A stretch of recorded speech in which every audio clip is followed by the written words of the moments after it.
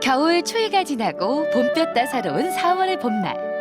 우리의 입맛을 설레게 하는 상콤달콤 맛 좋은 과일이 우리를 찾아온다. 봄바람 휘날리는 이맘때 최고의 과일 딸기를 빼놓을 수 없다. 탐스러운 빛깔에 뛰어난 맛과 풍부한 영양을 품고 있는 딸기.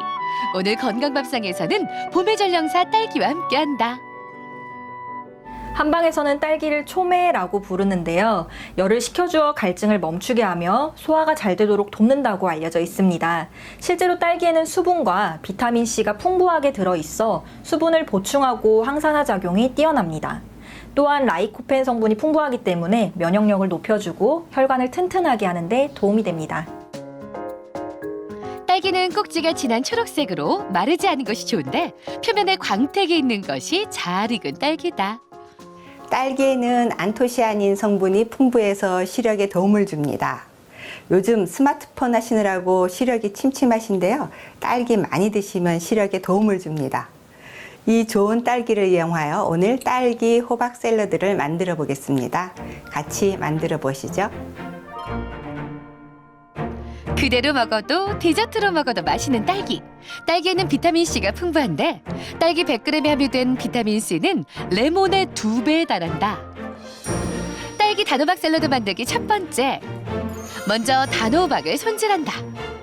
깨끗이 씻은 단호박을 자른 뒤 숟가락으로 살살 긁어 씨를 파낸다. 손질한 단호박은 길쭉하게 한 번 더 썰어주는데 찜통에 단호박을 가지런히 올린 뒤 뚜껑을 덮고 물러질 때까지 충분히 쪄준다.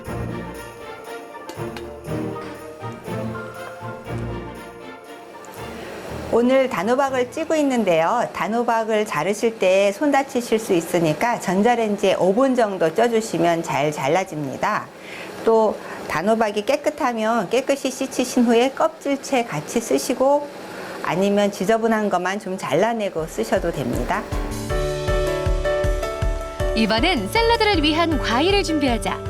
딸기는 꼭지를 제거한 후 반으로 썰고 사과는 얇게 채를 썰어 놓는다. 그 사이 찜통에서 단호박이 다 쪄지면 꺼내서 숟가락을 이용해 꾹꾹 눌러가며 곱게 으깨준다. 으깬 단호박에 미리 채를 내 준비한 사과와 버터, 치즈, 요구르트, 마요네즈, 꿀에 치즈가루까지 넣고 잘 섞어준다. 오늘 딸기 단호박 샐러드에 저는 마요네즈와 요구르트를 반반 섞었는데요. 혹시 다이어트 하시는 분은 요구르트를 넉넉하게 넣으시고요. 고소한 맛을 원하신다. 이럴 때는 마요네즈만 넣으시면 더 맛있습니다. 이제 링트를 넣고 샐러드를 담아줄 차례. 먼저 딸기를 돌려가며 넣어주고 그 위에 잘 버무린 단호박을 올린다. 모양이 흐트러지지 않도록 살짝 눌러가며 넣어주는 걸 잊지 말자. 샐러드가 충분히 채워지면 링트를 조심해서 빼준다. 딸기 단호박 샐러드 그냥 드셔도 맛있는데요. 시각적으로 이쁘게 하기 위해서 링트를 사용하였습니다. 혹시 이런 게 없으실 경우에는 PET병을 잘라서 사용하시면 됩니다. 샐러드 위에 딸기로 마지막 장식까지 해주면 딸기 단호박 샐러드 완성! 샛노란 단호박과 빨간 빛깔의 딸기가 한데 어우러진 딸기 단호박 샐러드. 풍부한 영양에 다이어트에도 그만인 저칼로리 샐러드가 탄생했다. 딸기는 비타민C가 풍부한데요. 무려 레몬보다 훨씬 많은 양을 가지고 있습니다. 그러면 딸기를 드시면 피부에도 좋고 또 혈관 건강도 지켜준답니다. 오늘 이 좋은 딸기를 이용하여 딸기 프렌치 토스트를 만들어 보겠습니다. 딸기에는 비타민C 외에도 심장을 건강하게 해주고 혈압을 낮춰주는 칼륨은 물론 항암 효과가 뛰어난 안토시아닌 또한 풍부하게 들어있다. 딸기 프렌치 토스트 만들기 첫 번째, 먼저 달걀물을 만들어준다. 달걀에 소금을 조금 넣은 다음 우유를 붓고 달걀이 풀어지도록 잘 섞어준다. 프렌치 토스트에 들어가는 달걀물은요, 달걀과 우유가 들어가야 됩니다. 우유가 들어가야지 빵이 촉촉해집니다. 또 미리 소금을 넣고 잘 풀어주셔야지 흰자가 삭아서 예쁜 프렌치 토스트가 됩니다. 프렌치 토스트와 함께할 딸기 소스도 준비하는데 딸기의 꼭지를 잘라내고 반으로 썰어 넣는다. 본격적인 딸기 소스 만들기. 냄비에 썰어 놓은 딸기를 부어준 다음 물과 설탕을 함께 넣고 끓여준다. 딸기가 끓어오르면 물 녹말까지 붓고 잘 섞어준 후 불을 끄면 된다. 오늘 딸기 소스는요, 잼이 아니고 살짝만 끓여서 전분을 넣어서 물기를 주는 겁니다. 보통 프렌치 토스트를 하셔서 이 위에 꿀이나 다른 소스를 얹으시는데요. 그 대신 오늘은 딸기 소스를 얹어서 드시면 맛있습니다. 이제 토스트용 식빵을 구워주자. 먼저 팬에 버터를 두른 뒤 준비해둔 달걀물에 식빵을 흠뻑 적신 뒤 노릇하게 구워주는데 약불에서 앞뒷면이 노릇해질 때까지 구운 뒤 불을 끈다. 재료 준비가 끝났다면 접시에 구운 식빵을 올리고 딸기 소스를 풍성하게 얹어주면 프렌치 토스트 완성. 딸기 프렌치 토스트가 완성됐는데요. 이 정도면 아침 안 먹는 아이들도 얼른 달려와서 먹겠죠? 황금빛깔 프렌치 토스트와 새빨간 딸기와의 만남, 딸기 프렌치 토스트. 촉촉하고 부드러우면서 달콤 상큼한 맛과 함께 입안 가득 봄이 밀려온다. 딸기는 특히 유제품과 궁합이 잘 맞는 음식으로 알려져 있는데요. 딸기에 풍부한 구연산이 유제품의 칼슘 흡수를 도와주기 때문에 골다공증을 예방하는 데 도움이 됩니다. 다만 딸기를 씻는 과정에서 30초 이상 물에 담가 두시면 비타민C가 물에 녹아 빠져나올 수 있기 때문에 물에 오래 담가 두시는 것은 삼가는 것이 좋겠습니다. 그 어떤 과일도 맛과 향 그리고 영양까지 듬뿍 담긴 딸기에 도전장을 내밀기 쉽지 않다. 비타민C의 복으로 혈관 속 콜레스테롤도 없어지고 눈 건강까지 지켜주는 딸기. 딸기 본연의 맛으로 또 각종 디저트의 재료로 함께하며 잼으로 만들어 장기 보관까지 가능한데 이 봄이 가기 전 딸기와 함께 상큼한 봄날을 만끽하자. 건강 플러스 인사드립니다. 안녕하세요. 김경섭입니다. 안녕하세요. 김지연입니다. 네, 이 화창한 봄에 나들이 떠나는 분들 많이 계시죠?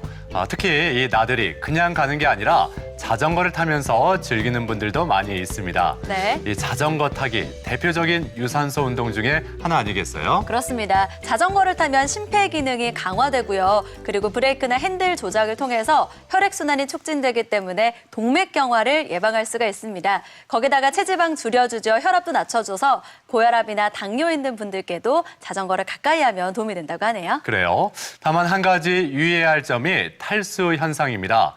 가까운 거리야 괜찮습니다만 먼 거리 자전거 타고 간다고 싶으면 이 자전거에 물통을 부착해서 수시로 이 수분을 섭취해줘야 탈수 방지에 도움이 된다고 하니까 꼭 기억하셨으면 좋겠습니다.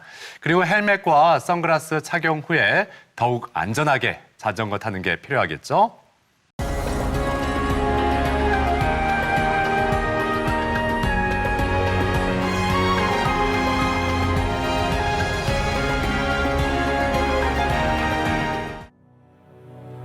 방광 바로 밑에 위치하며 밤톨만한 크기의 남성 생식기관 전립선. 정액의 일부를 만들어내고 또 저장하는 이곳에 생기는 암이 바로 전립선암이다.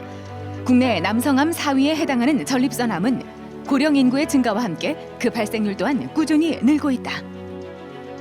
전립선은 남성 생식기관 중에 하나이고요. 위치는 방광과 요도 사이에 위치해 있습니다. 그 위치에 있는 전립선에서 암이 생기는 것을 전립선암이라고 합니다. 과거 환자의 대다수가 70대 고령으로 일명 아버지암이라고도 불렸던 전립선암. 하지만 최근 발병 연령대가 낮아지면서 40, 50대 발병률도 높아지고 있는데 전립선암, 이제 더 이상 젊다고 무시해서는 안 되며 남성들의 각별한 주의가 필요하다. 오늘 TV 주치에서는 남성의 건강을 위협하는 전립선암에 대해 알아본다. 네, 이 전립선암이 미국이나 유럽에서는 그동안 가장 흔한 암 중에 하나였다고 하는데 네. 우리나라에서도 10년 동안 급격히 늘어났다고 하죠. 네, 그렇습니다. 전립선 암은요, 급속한 고령화와 서구화된 식습관으로 그 발생률이 가파르게 높아지고 있습니다. 게다가 초기에 자각 증상이 없기 때문에 진단이 늦어지면 그만큼 치료도 힘들어진다고 하네요. 그렇습니다. 이 암이 다른 곳으로 전이가 된 다음에 진단이 되면 생존율이 급격히 떨어지는 만큼 이 조기 치료와 발견이 아주 중요하다고 합니다. 네. 자, 그래서 오늘 이 시간에는 전립선 암에 대해서 자세히 살펴보겠습니다. 오늘 도움 말씀을 위해서 건양대학교 병원 비뇨의학과 고동훈 교수 나오셨습니다. 안녕하세요. 안녕하세요. 안녕하세요. 자, 오늘 주제가 전립선 암인데 먼저 이 전립선이 남성의 몸에서 어떤 역할을 하는지부터 짚어주시죠. 전립선, 전립샘이라고도 합니다. 전립선은 3분의 2는 체액을 만드는 샘 조직과 이를 둘러싸고 있는 3분의 1은 섬유 근육 조직으로 이루어진 부속 생식샘 기관입니다. 그 기능은 정액을 생성하고 분비하는 역할을 합니다. 주변 장기와의 위치를 보면 위로는 방광과 맞닿아 있으며 앞쪽으로는 치골이 있고 뒤로는 직장과 분리되어 있습니다. 전립선 안쪽으로는 요도가 지나가고 있습니다. 나이가 들수록 노화 현상으로 전립선 비대증이 많이 발생한다 이런 얘기를 들었는데요. 전립선 비대증과 전립선 암을 좀 비교해 본다면 전혀 다른 걸까요? 원래 전립선의 정상적인 성인의 무게는 약 20g 정도 되고요. 밤톨만한 크기로 되어 있습니다. 근데 나이가 들면서 전립선 크기가 점차 증가하게 되는데 중년 이후 가장 흔한 전립선 질환인 전립선 비대증이 바로 그거고요. 전립선은 이제 중심대, 주변대, 이행대 등 5구역으로 분류할 수 있는데 전립선 비대증은 이행대나 요도 주위 샘 구역에서 발생하는 것이고요. 전립선 암은 주변대 또는 D엽에서 주로 호발하는 걸로써 전립선 비대증과 전립선 암은 다소 차이가 있습니다. 앞서 이 전립선 암의 발병률이 높다 이렇게 말씀을 드렸는데 전 세계적으로 어느 정도 발생하고 있는지 이 점도 짚어주시죠. 전립선 발생률을 보면 2016년 기준으로 우리나라에서는 위, 폐, 대장, 간에 이어서 전립선 암이 5위를 차지하고 있습니다. 남자의 주요 암 중 발생이 가장 증가한 암이 전립선 암인데요. 1999년도 기준으로는 10만 명당 8.5명이었는데 2005년에는 14명 정도, 2016년에는 28명까지 증가하고 있습니다. 우리나라와 비슷한 일본에서는 약 35명 정도가 발생을 하고요. 미국이나 영국과 같은 서구에서는 그 발생률이 훨씬 더 높다고 보고가 되고 있습니다. 이러한 변화는 서구화된 음식 섭취와 진단 기법의 보편화로 인한 것으로 생각되고 있습니다. 네. 사실 암이라고 하면 착하다라는 수식어가 붙기 좀 어려운 질환이긴 한데요. 전립선암은 진행 속도가 좀 느린 편이기 때문에 상대적으로 나쁘지 않은 암이다 이런 얘기가 있습니다. 생존율은 어느 정도 되는지 먼저 짚어볼까요? 주요 암 5년 생존율을 보시면 전립선암은 최근 생존율은 지역과 시기에 따라 약간의 차이는 보일 수 있으나 91%에서 98%까지 훌륭한 생존율을 보이고 있습니다. 이러한 생존율은 다른 암들과 비교하였을 때 갑상선 암을 제외하고서는 굉장히 훌륭한 생존율이라고 볼 수 있고요. 물론 이러한 생존율은 적절한 치료가 이루어졌을 때 이러한 생존율을 보일 수 있다라고 할 수 있습니다. 네. 앞서 이 우리나라에서도 이렇게 전립선암 발병률이 높아진 이유 중에 하나가 그 서구화된 식습관이다 이렇게 말씀을 하셨는데 자, 구체적으로 전립선암을 일으키는 원인들 어떤 것들이 있는지 짚어주시죠. 전립선암의 발생 원인으로는 유전인자, 내인인자, 환경인자로 나누어 볼 수 있습니다. 전립선암 중 약 10%에서는 유전 성향을 보이는 것으로 보고되고 있습니다. 가족력이 있는 경우 전립선암의 발생 위험도가 높아지고 직계가족 중 전립선암 환자가 1명 있는 경우는 2.5배, 2명의 경우는 5배, 3명의 경우는 11배 정도의 발생 위험도가 높다는 보고가 있습니다. 또한 55세 이하의 비교적 이른 나이에 진단된 전립선 암의 약 42%가 유전 성향이 있는 것으로 보고되고 있습니다. 내인 인자로는 대표적으로 나이를 말씀드릴 수 있는데요. 연령이 증가할수록 전립선 암의 위험성이 높아지게 되는 거고요. 인종은 상대적으로는 우리나라는 다른 인종에 비하여 발생률이나 사망률이 상대적으로 낮은 것으로 알려져 있습니다.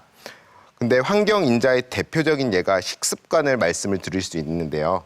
예를 들어서 같은 아시아 인종이다 할지라도 미국으로 이민한 사람들에게서는 전립선 암의 발생률이 아시아 국가에서 계속 살던 그런 사람들보다는 높아지고 이민 세대가 거듭될수록 미국인의 암 발생률과 비슷해지는 것으로 보고가 되고 있습니다.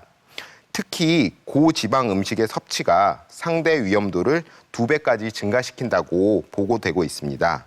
그 이외에는 흡연, 알칼라인 건전지, 용접 작업 시 사용되는 카드뮴 등이 전립선 암과 관련이 있는 것으로 보고되고 있습니다.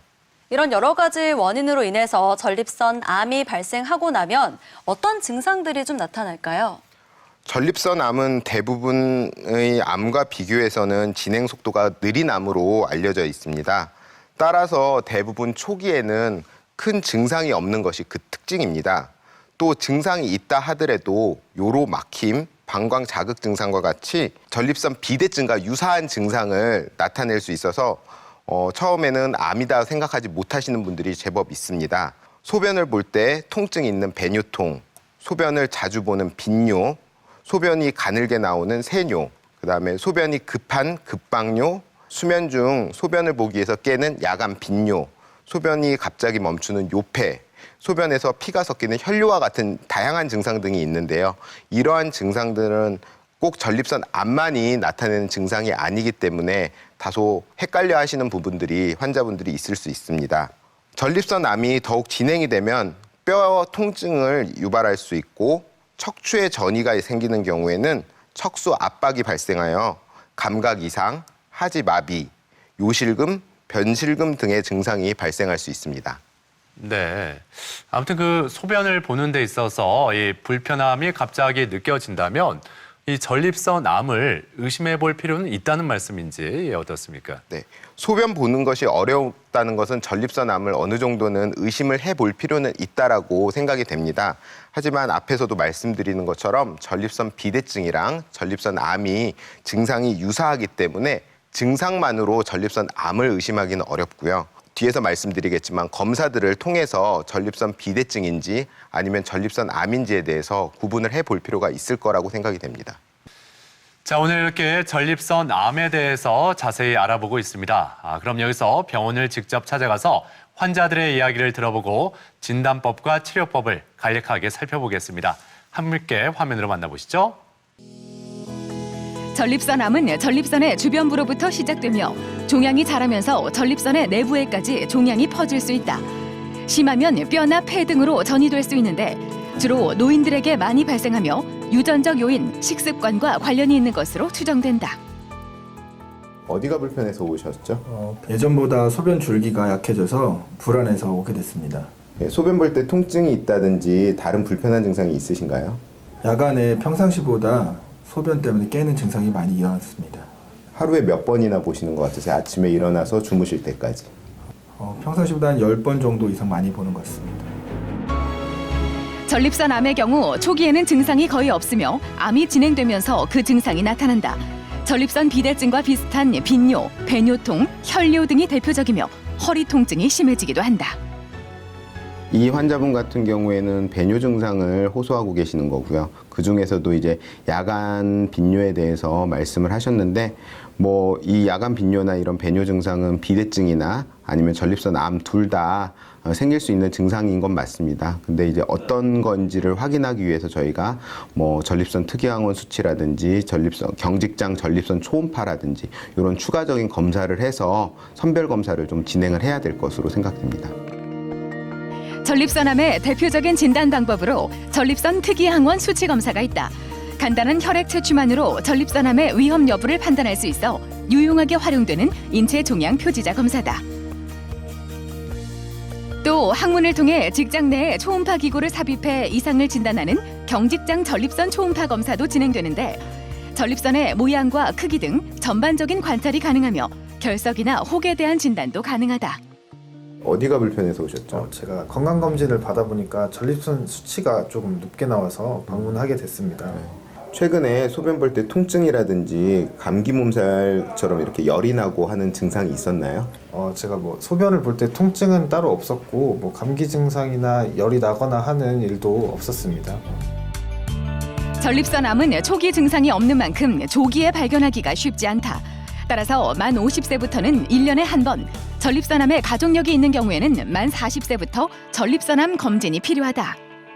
소변 볼 때 통증이라든지 그다음에 최근에 이런 감기 몸살 기운이 없었다라는 거는 전립선 염증이 있다기보다는 다른 질환을 좀 의심을 해봐야 될 것 같고요.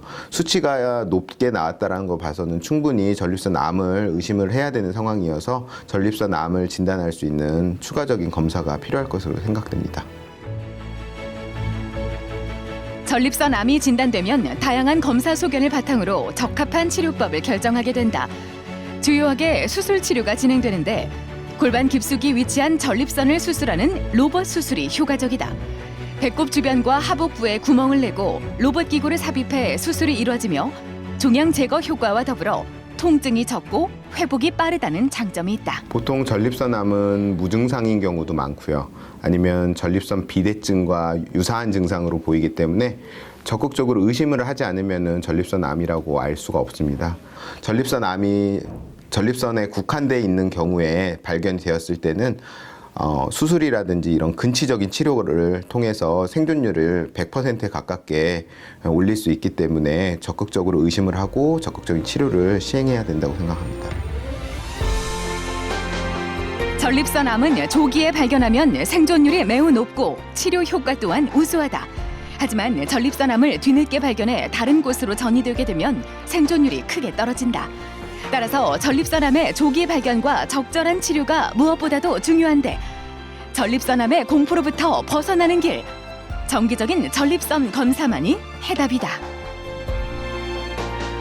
네, 이 병원을 찾아가서 환자들을 만나보고 전립선암의 진단과 치료법에 대해서 살펴봤습니다. 네, 이번에는요. 전립선암의 진단법에 대해서 자세하게 알아보겠습니다. 일단은 전립선암이 의심된다. 그러면 정확하게 진단을 해야 될 텐데 어떤 검사들이 이루어질까요? 전립선암은 초기에 주변으로 진행되기 전에 발견하면 치료가 잘 되지만 진행된 전립선암은 다른 암과 마찬가지로 사망까지 이르게 할 수 있는 무서운 암입니다. 따라서 조기 진단을 하는 것이 매우 중요한데요. 조기 진단을 위해서는 직장 수지 검사, 그다음에 PSA라고 불리는 혈청 전립선 특이 항원, 고창자 경유 초음파 촬영술, 전립선 바늘 생검 등이 조기 진단에 도움을 줄 수 있습니다. 네, 그 검사 방법, 용어가 좀 어렵다 하는 분들도 계실 것 같은데 네. 그렇다면 이 진단하는 검사 방법을 하나하나 살펴보겠습니다. 먼저 이 직장 수지 검사가 있었는데 이 검사법은 어떻게 하는 거죠? 이 직장 수지 검사라는 거는 항문으로 손가락을 넣어서 전립선을 확인하는 검사로 다소 환자분들이 불편감을 호소하는 검사이긴 합니다.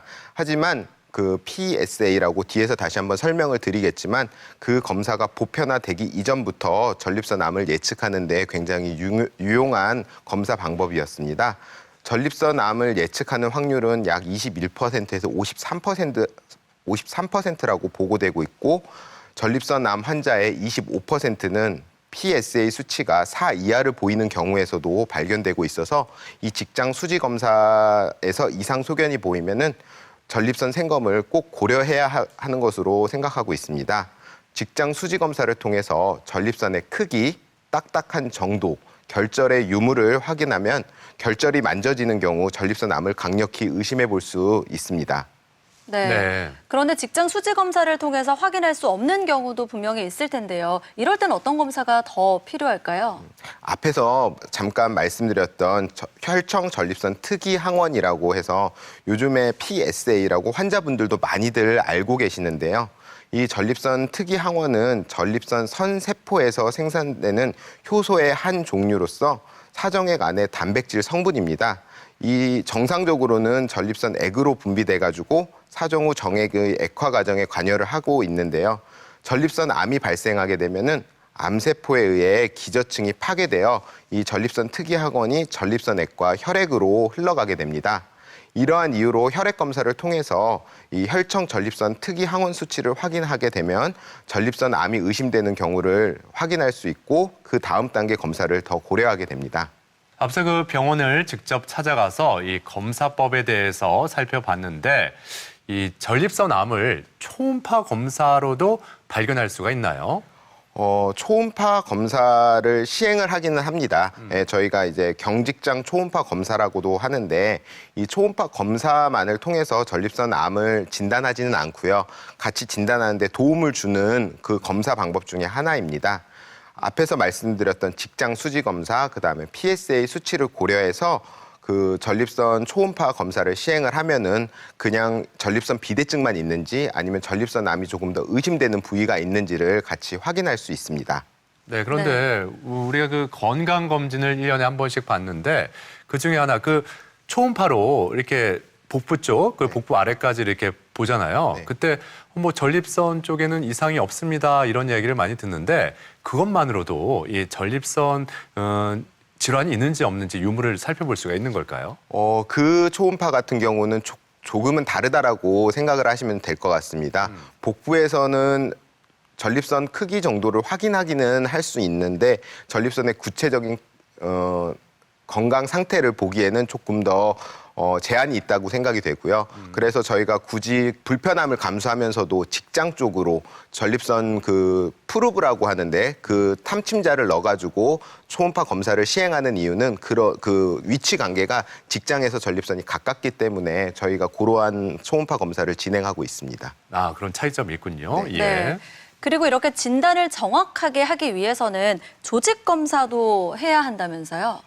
네, 그 전립선 암을 확진을 위해서는 전립선 바늘 생검을 통해 조직을 얻어서 확진을 하게 됩니다.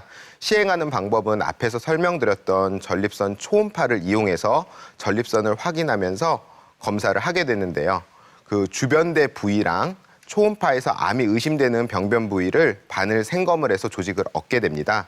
보통은 10군데에서 12군데 정도 시행을 하는데 의심되는 부위가 초음파에서 더 보인다라고 하면은 많게는 16군데까지도 조직 검사를 시행을 합니다.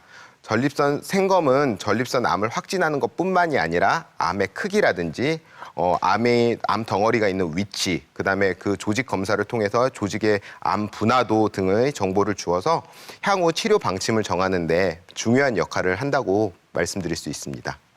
자, 이렇게 다양한 검사 방법으로 전립선 암이 진단된 이후에 임상병기 진단을 위해서 추가 검사가 필요한 경우에 어떤 검사를 또 받아야 될까요? 일단 전립선 암이 진단이 되면 임상병기를 확인하기 위해서는 MRI라든지 그다음에 CT, 뼈 스캔 검사 등을 시행하게 됩니다. MRI 검사는 전립선 암이 전립선 안에 국한되어 있는지 아니면 전립선을 쌓고 있는 피막, 주변의 정낭까지 진행되어 있는지 아니면은 전립선 위쪽에 있는 방광이라든지 주변 골반벽까지 진행되어 있는지를 확인할 수 있는 검사입니다.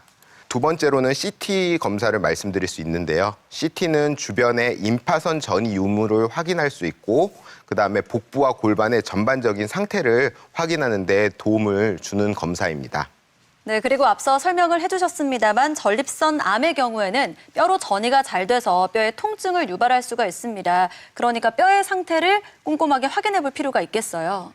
전립선 암이 잘 전이되는 부위 중 하나가 뼈 전이입니다. 국소 전립선 암이나 국소 진행성 전립선 암의 경우에는 뼈로의 전이가 흔하지는 않은데요. 전립선 암이 많이 진행된 경우에는 뼈 전이가 많이 관찰되고 있습니다. 따라서 뼈 전이 여부를 판단하기 위해서 방사성 동위원소를 이용해서 뼈 스캔을 시행하는데요.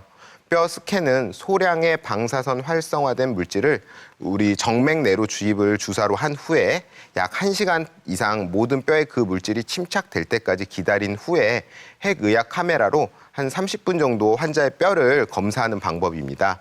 해서 이상 소견이 보이는 경우에는 저희가 뼈 전이를 충분히 의심을 해볼 수 있을 것 같습니다. 아무튼 이렇게 전립선암이 확진이 되고 또 전이 여부까지 확인을 했다면 이제 치료 방법에 대해서 치료 방향을 정해야 되는 거 아니겠습니까? 이 전립선암의 치료 방향의 결정은 앞에서 말씀드린 검사들을 통해 정해진 임상 병기랑 그다음에 환자의 건강 상태, 그다음에 조직 검사에서 확인된 암세포의 분화도, 그다음에 환자 및 의료진의 치료 선호도에 따라서 치료 방향이 결정이 됩니다. 예를 들어서 환자의 임상 병기가 많이 높지 않고 그다음에 분화도가 비교적 좋은 경우이면서 환자가 건강해서 기대 수명이 10년 이상 길다라고 판단이 되어지면은 적극적인 수술과 같은 치료 방법을 결정하게 되는 겁니다. 그 분화도라고 하면은 뭐 여러 가지로 나뉘었나 나뉘지 아니었나 이런 걸 살펴보는 건가요? 저희가 암세포 전립선 암을 조직 검사를 하게 되면은 예. 글리슨 점수라는 이제 좀 더 전문화된 그런 내용이긴 하지만 그런 점수가 그 암의 분화도가 나쁜지 좋은지에 따라서 치료 방향이 달라질 수 있습니다. 예를 들면은 그 분화도가 악하다라고 하면은 조금 더 전이가 잘 이루어지고 더 진행이 심해진 정도를 생각을 해볼 수가 있고요. 그 분화도가 좋다라고 하면은 비교적 치료가 잘 될 것을 예상하고 치료를 진행을 계획을 하는 경우가 있을 수 있습니다. 그렇군요. 네. 예. 그러니까 말씀해주신 분화도뿐만 아니라 환자의 병기나 건강 상태에 따라서 치료 방향이 결정이 될 텐데요. 어떤 치료법들이 있는지 자세하게 살펴볼까요? 전립선 암의 치료 방법에는 근치적 수술, 그다음에 호르몬 치료, 방사선 치료, 항암 화학 요법 방법이 있습니다. 전립선 암이 비교적 진행되지 않은 경우에는 어느 정도 완치를 생각하면서 전립선 및 정낭을 제거하는 수술적 치료를 계획합니다. 수술적인 방법에는 전통적인 개복을 하는 방법도 있고 최소 침습 수술 방법으로 알려진 로봇이나 복강경을 이용하는 수술 방법이 있습니다. 호르몬 치료는 적극적인 치료를 시행하기 어려운 건강 상태이거나 전립선 암이 다소 진행되어 수술이 적합하지 않는 경우, 수술적인 치료 후에 생화학적 재발이 생기는 경우에 고려하는 치료입니다. 방사선 치료나 항암 화학요법은 국소 재발이 있거나 아니면 전신으로 전이가 되어서 전신에 대한 치료가 필요한 경우에 고려하는 치료 방법이라고 생각하시면 될 것 같습니다. 네. 뭐 전립선 암뿐만 아니라 여러 암에 있어서 최근에는 로봇 수술이 활발히 이루어진다고 들었는데 이 로봇 수술, 전립선 암에 있어서는 어떻게 진행이 될까요? 로봇 수술은 우리나라에서 2005년부터 이루어진 수술 방법입니다. 우리나라에서 첫 로봇 수술이 전립선 암을 진행했을 만큼 이 로봇 수술은 전립선 암에 굉장히 특화되었다고 말씀드려도 과언이 아닐 것 같습니다. 2005년부터 우리나라에서 이루어졌지만 전 세계적으로 봤을 때는 그 이전부터도 이루어졌기 때문에 그 안정성 및 효과에 대해서는 많이 입증이 되어져 있고요. 전립선 암이 로봇 수술에 유리한 이유는 개복을 했을 경우에 수술 시야가 잘 좋지 않는 반면에 로봇 수술을 하게 되면은 저희가 제거를 하려고 하는 전립선 쪽 보는 시야가 훨씬 더 좋기 때문에 특화되었다고 설명을 드릴 수 있습니다.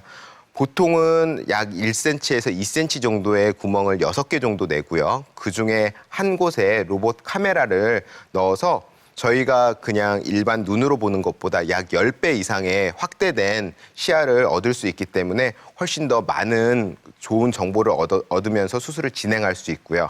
이러한 장점은 전립선 주변 부위의 신경이나 혈관, 그다음에 주변 구조물을 잘 보존하면서 수술을 진행할 수 있기 때문에 수술 후에 성기능 및 요실금 문제에 있어서도 굉장한 장점을 보여줄 수 있다라고 말씀드립니다. 네, 이렇게 로봇 수술을 포함해서 여러 가지 치료 방법으로 치료를 하고 난 후에는 혹시라도 재발할 수도 있고요. 전이 됐을 가능성도 있기 때문에 경과 검사도 꾸준히 해줘야겠어요. 네, 맞습니다. 수술을 진행한 후에도 주기적으로 이제 병원을 방문하셔가지고 앞에서 말씀드린 PSA 수치를 지속적으로 확인을 해야 합니다.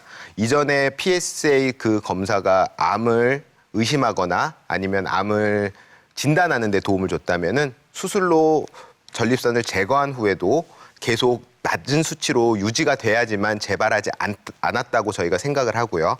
만약에 이 PSA 수치가 오르게 된다면은 국소 재발이라든지 생화학적 재발들을 의심하고서 추가 검사나 치료를 고려해야 합니다.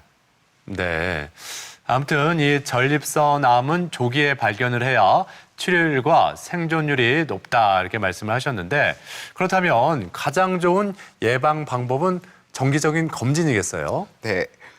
50대 이상 남성의 경우에는 매년 전립선암 검진을 권하고 있습니다. 저희 외래에 올 경우에 저희는 항상 이 혈액 검사 정도만 하시더라도 충분히 전립선암인지 아닌지에 대해서 선별 검사로서의 기능은 충분히 할 수 있다라고 해서 1년에 한 번 정도는 꼭 말씀을 드리고 있습니다. 또한 약간의 불편함은 있겠지만 앞에서 말씀드린 직장 수지 검사를 같이 하는 것도 권고를 해드리고 있습니다. 또 앞에서 말씀드린 것처럼 가족력이 있거나 직계 가족이나 친척 중에 전립선암이 있는 분들 같은 경우에는 조금 더 이른 40대 때부터 검진을 권해드리고 있습니다. 네, 그러니까 전립선암을 예방하기 위해서는 정기 검진이 무엇보다 중요한데요. 거기다가 식습관도 잘 챙겨야 된다고요? 네, 아무래도 지금 전립선암이 많이 호발하게 된 이유 중에 하나가 서구화된 식습관을 생각을 할 수 있는데요. 신선한 야채나 과일 섭취를 많이 하고요. 그다음에 전립선 건강에 도움이 된다고 알려진 라이코펜이 풍부한 토마토를 익혀서 드시는 것을 추천을 드립니다. 보통은 토마토를 그냥 드신다라는 분들도 많은데 이 토마토를 익혀야지만 이런 라이코펜이 충분히 작용을 한다라고 알려져 있어서 꼭 익혀서 드시는 것을 추천드리고요. 또 된장이라든지 두부 이런 콩이 많이 함유된 음식을 드시기를 권해드리고 있습니다. 반면에 동물성 지방이라든지 육류와 같이 고지방식은 섭취를 줄이시는 것을 권해드리고 있습니다. 자, 건강플러스 오늘은 전립선암에 대해서 얘기 나누고 있는데요. 이번에는 전립선암과 관련된 오해와 진실을 OX로 한번 풀어보겠습니다. 네. 자, 먼저 이 전립선 비대증이 있으면 전립선암에 걸릴 수가 있다. O일까요? X일까요? X라고 말씀드리고 싶습니다. 네. 왜냐하면은 조금 애매하기는 한데요.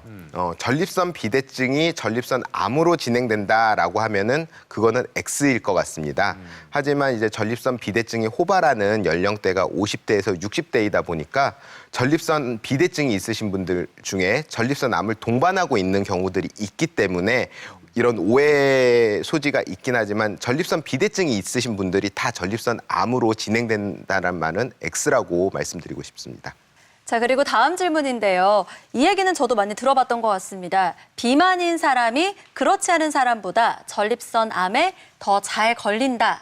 OX 어떤 걸까요? 이것도 세모라고 말씀드리고 싶습니다. 세모요? 네.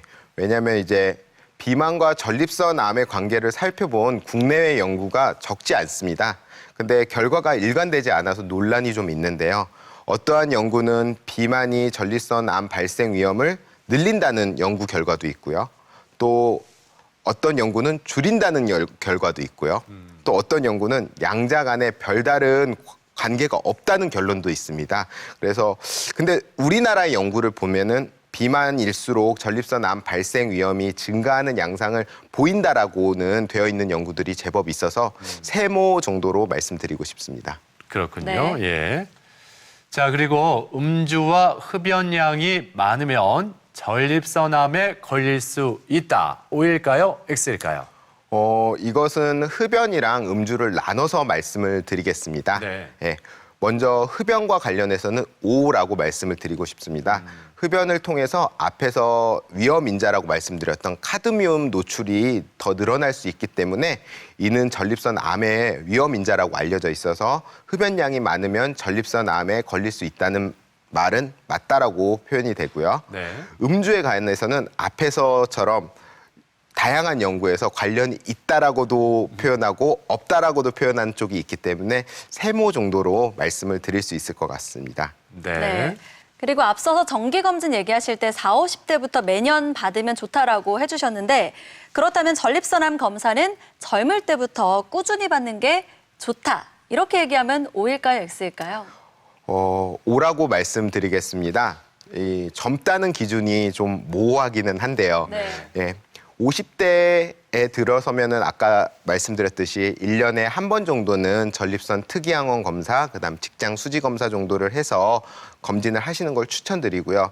왜 이 젊다라는 게 요즘은 너무 남성의 그 평균 수명이 80대까지도 올라갔기 때문에 50대 정도면 젊다라고 봤을 때 5라고 말씀드리고 싶습니다.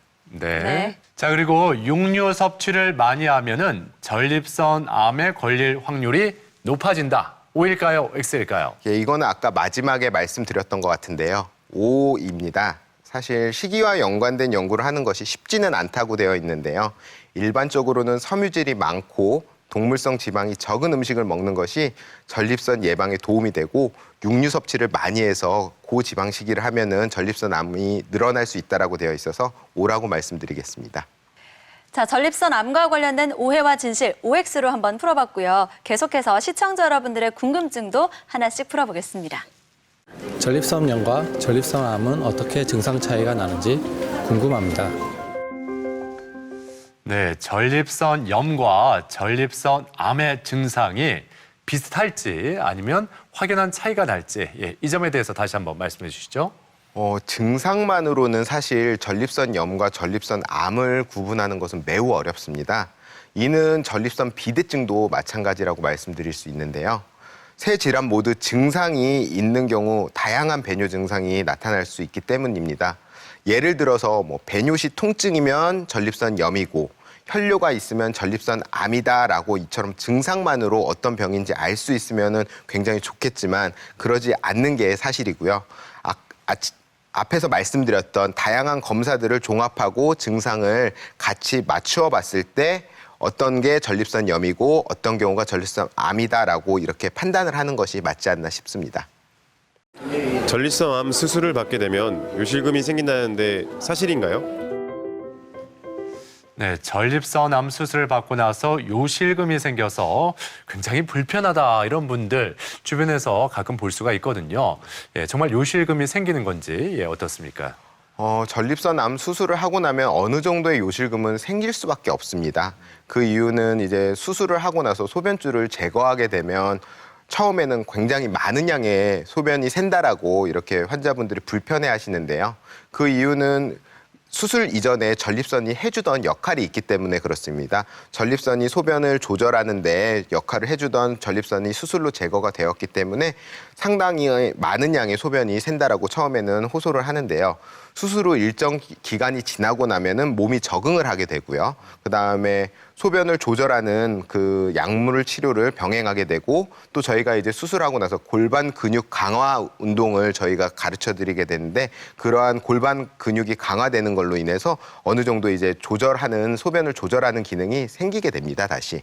그렇게 되면은 이제 소변이 처음에 새는 것보다는 훨씬 더 조절하기가 수월해지고요. 근데 더 중요한 건 이제 수술 전 환자들마다 소변을 어떻게 받는지 그 환자의 개개인에 따라서 그 회복되는 정도는 차이가 있을 수 있습니다. 자, 끝으로 전립선암에 대해서 이것만큼은 꼭 기억해야 한다는 점을 한마디로 정리해 주시면 좋겠습니다. 전립선암은 네모다라고 한다면 이 네모를 어떻게 채워주시겠어요? 한 단어로 말씀드리는 것보다는 전립선암은 극복할 수 있는 암이다라고 말씀드리고 싶습니다. 조기에 발견하고 적절한 치료를 한다면은 이 전립선암 때문에 돌아가시지 않고 충분히 건강하게 사실 수 있기 때문에 극복할 수 있는 암이다라고 말씀드리고 싶습니다. 네. 자, 오늘 이렇게 전립선암에 대해서 자세히 살펴봤습니다. 지금까지 도움 말씀에 비뇨의학과 고동훈 교수였습니다. 오늘 말씀 고맙습니다. 고맙습니다. 네, 오늘 전립선암에 대해서 알아봤는데 이 정기 검진도 참 중요하지만 그 이전에 식습관을 어떻게 갖느냐 이 점도 굉장히 중요했습니다. 네. 예방이 되는 쪽으로 음식 잘 드셨으면 좋겠습니다. 네, 동물성 고지방식은 적게, 채소와 과일은 많이 챙겨 드시고요. 콩도 도움이 된다고 하니까 두부나 청국장도 가까이 해보시기 바랍니다. 네. 자, 오늘 저희가 준비한 내용은 여기까지입니다. 이번 한 주도 건강하게 보내시길 바라고 저희는 다음 이 시간에 다시 인사드리겠습니다. 함께해 주신 여러분 고맙습니다.